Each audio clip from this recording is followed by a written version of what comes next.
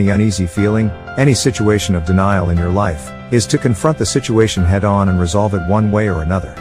This is something that often takes tremendous courage. Often we live a lie because we rationalize that somehow it will benefit others, and we have no right to be selfish. However, the truth is that you never do anybody any lasting good by compromising your integrity.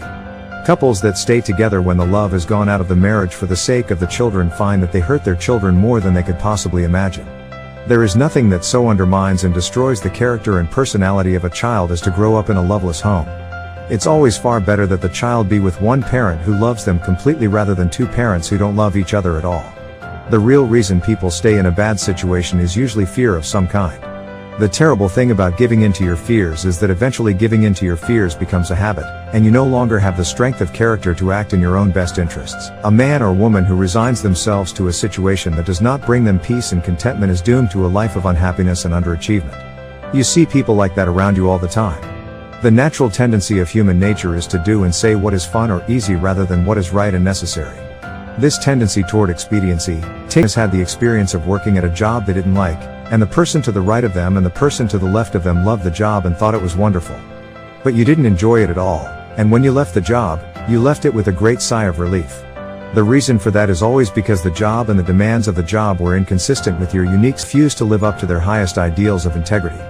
So, be scrupulously honest with yourself in every area of your life, and then you can be honest with others. It is impossible to succeed in business except by developing a reputation for honesty and dependability. It is a gross distortion to see that businessmen are portrayed as crooks in over 80% of network television shows. In reality, there are very few dishonest business people, and what few there are don't last very long, they're soon gone. All good business, like all good lives, is based on trust with customers, trust with suppliers, there subsides. With regard to developing courage, perhaps the best success method of all in dealing with fear was explained in Dorothea Brand's 1935 bestseller, Wake Up and Live. She found the formula that turned her life around in these words. She said, "Go confidently in the direction of your dreams. Act as though it were impossible to fail. If you force yourself to act the part of a fearless, courageous person, in time it will stop being an act and become your reality." Remember, most of what we do is habit, either good habits that lead to success or bad habits that lead to failure. Therefore